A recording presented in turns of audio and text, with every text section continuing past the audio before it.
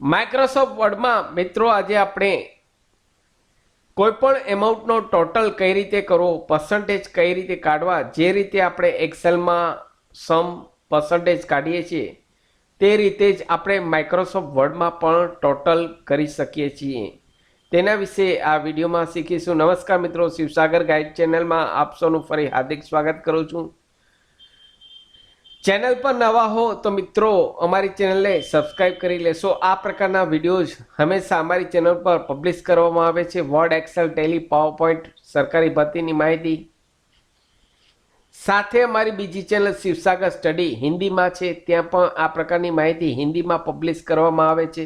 તો અમારી બંને ચેનલને આપ સબસ્ક્રાઇબ કરી લેશો. Come to the point friends, અહીં આપ સ્ક્રીન પર જુઓ છો એક ડેટાબેઝ રેડીમેડ આપને માટે રાખેલ છે, જેથી વિડીયો લાંબો ન થાય. અહીં મિત્રો વિડીયો કમ્પ્લીટ જોશો તો જ આપને આ ટોપિક ક્લિયર થશે. સુપર ટોપિક છે, કમ્પ્લીટ વિડીયો જોશો. અહીં ડેટાબેઝ રેડીમેડ ટાઈપ કરેલ છે, column A B C D E F G H, જે રીતે એક્સેલમાં આવે છે ડેટા તે પ્રમાણે જ અહીં ઉપર ABCD પણ લખેલ છે, જેથી આપ ઇઝીલી ઘેર બેઠા આ વિડીયો જોયા પછી જાતે પ્રેક્ટિસ કરી શકો, જાતે શીખી શકો.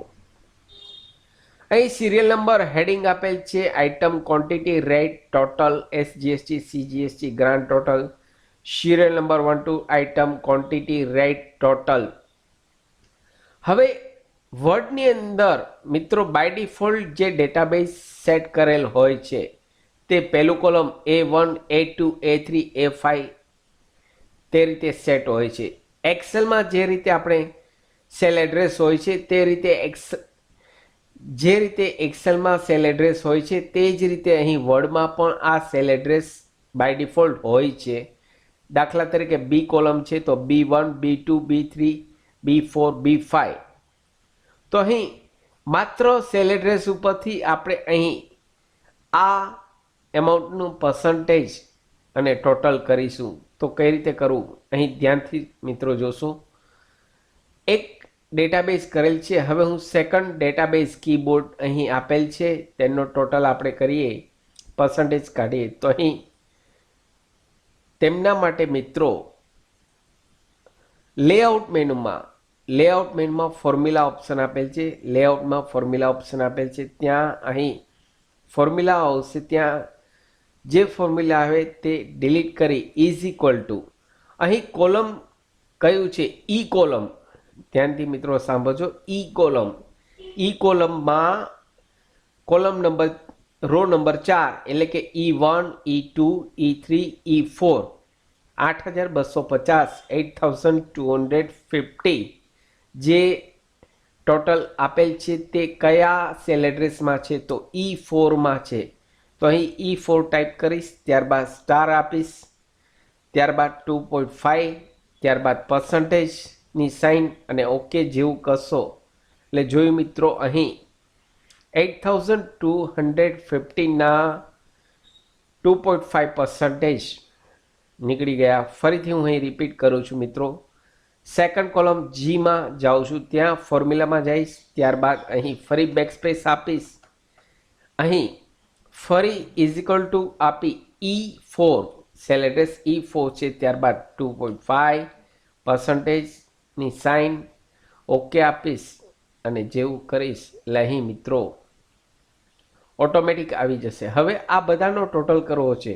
અહીં ટોટલ પ્લસ 2.5 અહીં ગ્રાન્ડ ટોટલ કરવો છે, તો તેના માટે પણ અહીં ઇઝ ઇક્વલ ટુ કરી બેકસ્પેસ આપી અહીં સેલ એડ્રેસ જે આપેલ છે E4 plus F4 plus G4 આપી ઓકે આપશો એટલે અહીં મિત્રો જોયું ટોટલ ગ્રાન્ડ ટોટલ આવી ગયો.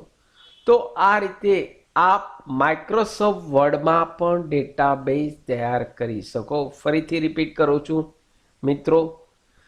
અહીં ઈ કોલમ છે, ઈ કોલમમાં અહીં 5 એટલે કે પહેલી રો, બીજી રો, ત્રીજી રો, ચોથી રો, અહીં ફિફ્થ રો આપેલ છે. અહીં ઇઝ ઇક્વલ ફોર્મ્યુલામાં જવાનું છે. લેઆઉટ મેનુની અંદર લેઆઉટમાં જઈ ફોર્મ્યુલામાં અહીં બેકસ્પેસ આપી E5*2.5%ની સાઇન ઓકે આપશો એટલે આવી જશે. ફરી અહીં ફોર્મ્યુલામાં જઈ બેકસ્પેસ આપી અહીં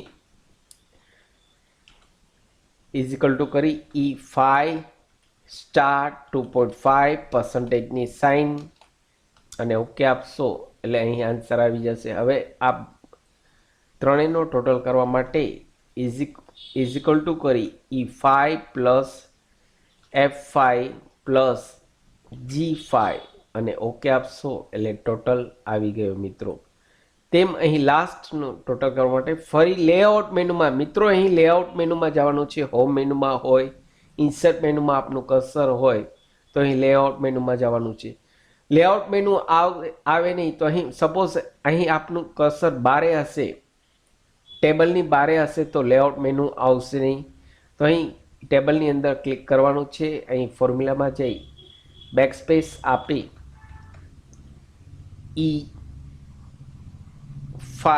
E6 અહીં કોલમ 6 નંબરની રો ગણાશે. E1, E2, E3, E5 ને છેલ્લે 6 નંબરની રો છે.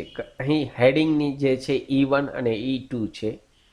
અહીં *2.5%ની સાઇન ઓકે આપશો એટલે અહીં ટોટલ આવી જશે મિત્રો. ફરી ફોર્મ્યુલામાં જઈ બેકસ્પેસ ઇઝિકલ ટુ E6*2.5%ની સાઇન ઓકે આપશો એટલે અહીં પર્સન્ટેજ આવી ગયા. હવે ત્રણેયનો ટોટલ કરવા માટે મિત્રો અહીં E6 plus F6 plus G6 અને ઓકે આપશો એટલે ટોટલ આવી ગયો.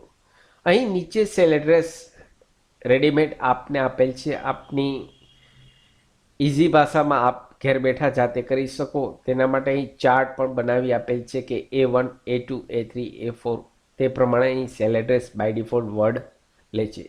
તો આ રીતે મિત્રો માઇક્રોસોફ્ટ વર્ડમાં આપ ટેબલનો ડેટાબેઝ કેલ્ક્યુલેશન્સ કરી શકો છો. આશા રાખું છું ફ્રેન્ડ્સ આપને આ વિડીયો ગમ્યો હશે. આપને આ વિડીયો ગમ્યો હોય તો લાઈક કરશો, શેર કરશો. નવા હો તો અમારી ચેનલને સબસ્ક્રાઈબ કરવાનું ભૂલશો નહીં. ફરી મળું છું નવા વિડીયોમાં નવા ટોપિક સાથે. ત્યાં સુધી મિત્રો જય હિન્દ, જય ભારત.